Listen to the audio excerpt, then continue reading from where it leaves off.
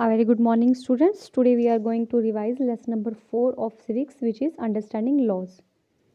For today we will have its question answers. So let's start. First is write in your own words what do you understand by the term rule of law. In your response include a fictitious or real example of violation of the rule of law.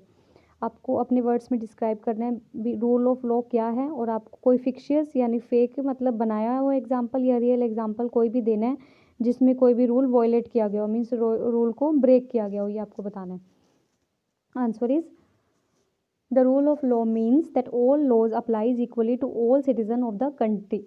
Rule of law का क्या मतलब है कि जितने भी laws हैं जितने भी रूल हैं वो सभी पे अप्लाई होते हैं इक्वली. ऑल सिटीजन जितने भी हमारी कंट्री के सिटीजन हैं सब पर इक्वली अप्लाई होते हैं. And no one is above the law. और कोई भी लॉ से ऊपर नहीं है.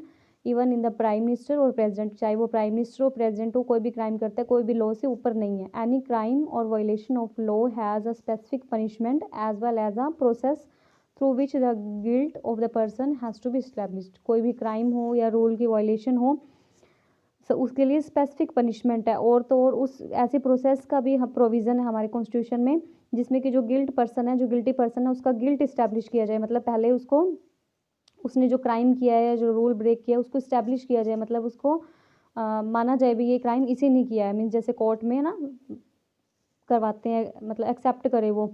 और the example of violation of the rule law is that example उसका क्या देते हैं हम. Wearing helmet is compulsory for all the person riding two wheeler. आपको पता है हेलमेट हमारे यहाँ पे कंपलसरी है. कोई भी पर्सन है वो टू व्हीलर अगर वो राइड कर रहा है.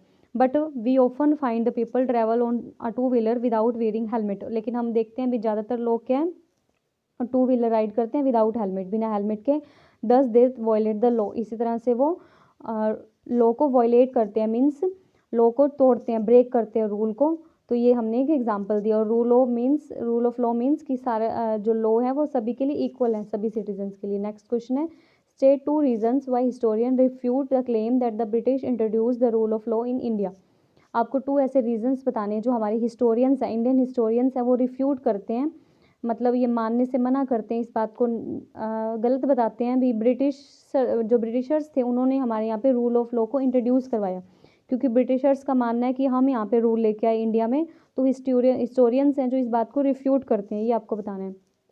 Historian refute the claim that the British introduce the rule of law in India on several grounds. उनके सेवरल बेसिस हैं.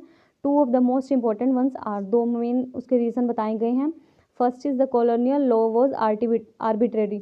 जो कॉलोनियल लॉ था, कॉलोनियल मतलब जब इंडिया कॉलोनी थी ब्रिटिश की इंग्लैंड की, तब तो लॉ कैसे थे आर्बिट्रेरी थे. आर्बिट्रेरी मतलब मनमाने ढंग के थे, कोई भी फिक्स नहीं था. जो उनको अच्छा लगता था उस तरीके के लॉ थे. The British government pass the sedition act of 1870. British government ने एक एक्ट पास किया 1870.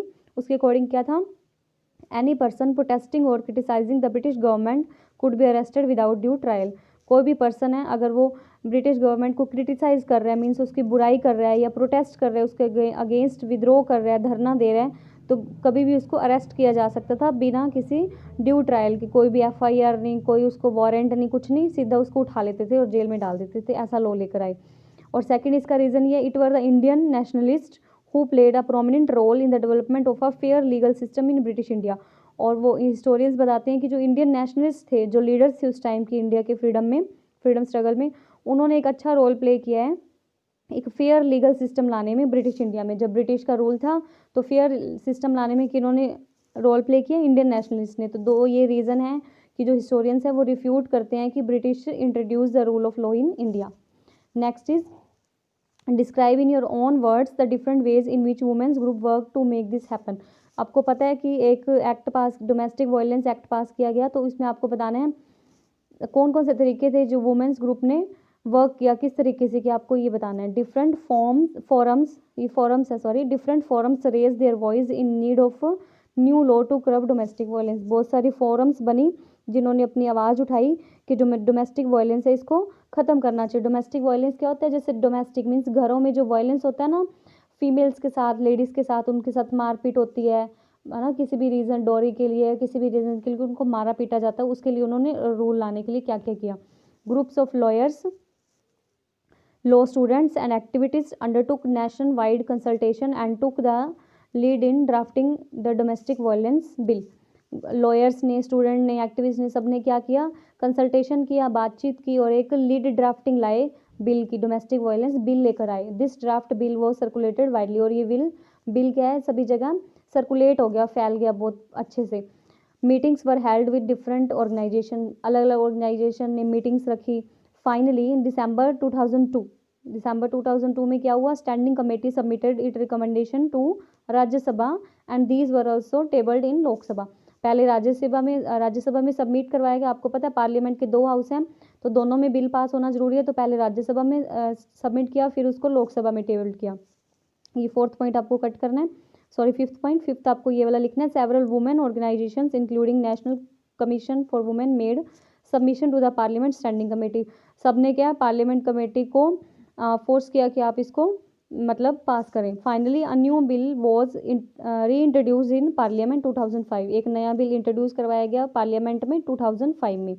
After being passed in both houses in parliament, जब दोनों हाउसेज में ये पास हो गया, it was sent to the president for his assent, इसके बाद प्रेसिडेंट के पास भेजा गया असेंट के लिए, सिग्नेचर के लिए। The protection of women from domestic violence act came into effect in 2006। ये कब आया डोमेस्टिक वायलेंस एक्ट इफेक्ट में, कब आया 2006 में। आपने देखा है इसके जो ट्रायल है वो कब शुरू हो गई, 2002 में स्टार्ट हो गई, तो 2006 में फाइनली ये बिल बन गया, मतलब रूल बन गया। Press conference for held to make women aware about the bill, और प्रेस कॉन्फ्रेंसेज रखी गई ताकि वुमेन्स को क्या अवेयर किया जाए इस बिल के, उनको बताया जाए भी आपका क्या राइट है, आपके साथ कोई ऐसा नहीं कर सकता, तो ये सारी चीज़ें प्रेस कॉन्फ्रेंस में बताएगी। नेक्स्ट है right in your own words what do you understand by the following sentences. आपको ये सेंटेंसेज हैं आपके चैप्टर में, उसके अकॉर्डिंग आपको बताना है इसका मीनिंग क्या है। They also began fighting for greater equality and wanted to change the idea of law from a set of rules that they were force to obey to law as including ideas of justice. इसका meaning क्या है, the laws during colonial rule were not the same for the Britishers and the Indians. जो colonial rule में जो rules होते थे या laws होते थे, कानून होते थे, वो सभी के लिए सेम नहीं थे, ब्रिटिशर्स और इंडियंस के लिए।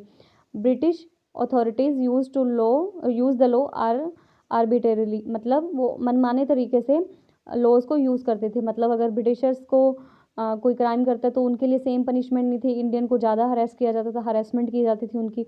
एनी इंडियन प्रोटेस्टिंग और criticising the British government could be arrested without due trial. आपको ये बताया हुआ किसी को भी कभी भी अरेस्ट कर सकते थे बिना किसी FIR, बिना किसी वारंट एक्सेट्रा के। Indian nationalist were fed up these practices, और इंडियन जो नेशनलिस्ट थे, जो हमारे लीडर्स थे, वो फेड अप हो गए थे इस एक्टिविटीज़ से। They wanted to stop this discrimination, वो इस डिस्क्रिमिनेशन को रोकना चाहते थे। And raise their voice for equal laws, और वो अपनी आवाज़ उठाना चाहते थे भी लॉज इक्वल हों for both Indians and the Britishers, भी इंडियंस और ब्रिटिशर्स के लिए लॉज हैं, जो कानून है वो सेम होने चाहिए। तो इस तरह से वो अपना ये जो लाइनें हैं, जो लाइंस हैं, इनका मीनिंग ये है कि वो इक्वालिटी चाहते थे रूल्स में। फर्स्ट लाइन है ना, they also begin fighting for greater equality and wanted to change the idea of law. वो चाहते थे भी जो रूल्स हैं सभी के लिए इक्वल हो जाएं। Okay students, and this was the chapter 4th, revise it for examination. Have a nice day.